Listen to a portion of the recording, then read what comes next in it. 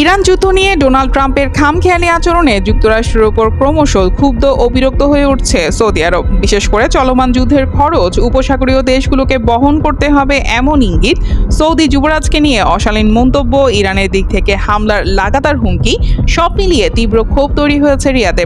এই নিয়ে বিশদ এক প্রতিবেদন প্রকাশ করেছে financial Times. Think tank Chatham হাউসের সৌদি বিশেষজ্ঞ এবং সহযোগী ফেলো নীল উইলিয়ামের মতে, সৌদি আরব এখন হোয়াইট হাউসের উপর চরম হতাশ। অথচ গত কয়েক বছরে যুক্তরাষ্ট্রের সঙ্গে দীর্ঘস্থায়ী সম্পর্ক জোরদার করতে প্রচুর বিনিয়োগ করেছিল রিয়াদ। সৌদি আরবের উদ্বেগ আরও বাড়িয়ে দিয়েছে ট্রাম্পের কিছু পরামর্শ। তিনি ইঙ্গিত দিয়েছেন, ইরানের হাতে অবরুদ্ধ হরমুজ প্রণালী ফের উন্মুক্ত করার দায়িত্ব অন্য দেশগুলোর উপর বর্তাবে এবং তিনি হয়তো কোনো চুক্তি ছাড়াই যুদ্ধ শেষ করে দিতে পারেন। উইলিয়াম বলেন, ট্রাম্পের একতরফা পদক্ষেপ এবং পরিণতি চিন্তা না করা নিয়ে সৌদি ব্যাপক হতাশ। আর এই সব কিছুর উপর বড় আঘাত ছিল সৌদি যুবরাজ মোহাম্মদ বিন সালমানকে নিয়ে সম্প্রতি ট্রাম্পের উপহাস করা মন্তব্যগুলো। অপমানে বিদ্ধ সৌদি যুবরাজ। এই সপ্তাহেই মায়ামিতে সৌদি আরব নিয়োজিত এক বিনিয়োগ সম্মেলনে ভাষণ দেওয়ার সময় ট্রাম্প যুবরাজ সালমানকে নিয়ে আপত্তিকর কথা বলেন। যুবরাজ হয়তো ভাবেননি যে তাকে আমার পশ্চাৎ দেশে চুমু খেতে হবে। সৌদিদের কাছে এটি ছিল মার্কিন প্রেসিডেন্টের অমার্জিত ও অনিশ্চিত আচরণের সর্বশেষ উদাহরণ। ট্রাম্প ও যুবরাজ সালমানের মধ্যে দৃশ্যত ভালো সম্পর্ক থাকা সত্ত্বেও রিয়াদ তাকে নিয়ে সতর্ক।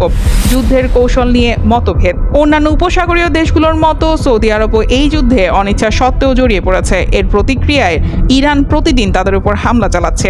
প্রিন্সটন ইউনিভার্সিটির অধ্যাপক বার্নার্ড হেকেল জানান, শুরুতে ট্রাম্প যখন ইরানে হামলার কথা ভাবছিলেন তখন সৌদিরা তাকে ঝুঁকির কথা জানিয়ে সতর্ক করেছিল। সৌদি আরব ইরান সরকার পরিবর্তন বা জ্বালানি অবকাঠামোতে হামলার বিপক্ষে পরামর্শ দিয়েছিল, কিন্তু তারা চেয়েছিল ইরানের ক্ষেপণাস্ত্র সক্ষমতা যেন ব্যাপকভাবে ক্ষতিগ্রস্ত হয়। কিন্তু যে কৌশলে যুদ্ধ এগিয়েছে তা নিয়ে রিয়াদ ও ওয়াশিংটনের মধ্যে ফাটল স্পষ্ট। ফাইন্যান্সিয়াল টাইমস জানিয়েছে, গত মাসের শেষ দিকে ইরান হরমুজ প্রণালী খুলে না দিলে ট্রাম্প যখন তাদের বিদ্যুৎ কেন্দ্রগুলো নিশ্চিহ্ন করে দেওয়ার হুমকি দেন, তখন ওয়াশিংটনে একটি জমকালো অনুষ্ঠানে উপস্থিত আরব রাষ্ট্রদূতরা আতঙ্কিত হয়ে পড়েন।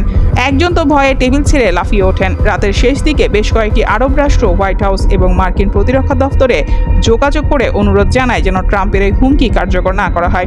একজন জ্যেষ্ঠ উপসাগরীয় কর্মকর্তা বলেন, কারণ ওই পর্যায়ের হামলায় যুক্তরাষ্ট্র যদি ইরানের জ্বালানি অবকাঠামো ধ্বংস করে, তবে পাল্টা প্রতিক্রিয়ায় আসা ইরানের শত শত ক্ষেপণাস্ত্র সামাল দেওয়ার সক্ষমতা আমাদের কারণেই। এই সপ্তাহে তারা আবারও বিচলিত হয়ে পড়েন যখন হোয়াইট হাউস ইঙ্গিত দেয় ট্রাম্প হয়তো যুদ্ধের খরচ তেল সমৃদ্ধ উপসাগরীয় দেশগুলোর কাছ থেকে আদায় করবেন, অথচ এই যুদ্ধ তারা এড়াতে চেয়েছিল।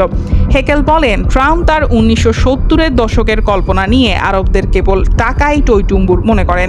ট্রাম্প তাদের ভয়ভীতি দেখিয়ে সবকিছুর বিল পরিশোধ করাতে চাইছেন। সৌদি আরব দীর্ঘদিন ধরে ইরানকে হুমকি হিসেবে দেখে আসলেও সাম্প্রতিক বছরগুলোতে তেহরানের সঙ্গে উত্তেজনা কমানোর চেষ্টা করেছিল। তারা এবং অন্যান্য উপসাগরীয় দেশগুলো প্রথমে মার্কিন ও ইসরায়েলি হামলায় ইরানের শক্তি কমে যাওয়াকে লাভজনক মনে করেছিল। কিন্তু রিয়াদ এখন আশঙ্কা করছে ট্রাম্প চুক্তি ছাড়াই হঠাৎ করে নিজেকে বিজয়ী ঘোষণা করে চলে যাবেন এবং উপসাগরীয় দেশগুলোকে তেহরানের আরও কঠোর শাসকদের একাই মোকাবেলা করতে হবে। এই যুদ্ধ সৌদি আরবকে বাণিজ্য ও পর্যটন কেন্দ্রে রূপান্তর করার $1 ট্রিলিয়ন পরিকল্পনাকে ব্যাপকভাবে ক্ষতিগ্রস্ত করছে। জেদ্দা ভিত্তিক উপসাগরীয় গবেষণা কেন্দ্রের চেয়ারম্যান আব্দুল আজিজ সাকের বলেন, সৌদি আরব এখন সংঘাতের বিস্তার রোধ এবং দ্রুত সমাপ্তিকে অগ্রাধিকার দিচ্ছে। তিনি সতর্ক করে বলেন, ট্রাম্প যদি ইরানের প্রতিবেশী দেশগুলোকে হুমকি দেওয়ার ক্ষমতা নষ্ট না করেই যুদ্ধ শেষ করে দেন, তবে আগামীতে সৌদি যুক্তরাষ্ট্র উত্তেজনা আরও বাড়বে। News desk, দুতিয়াল।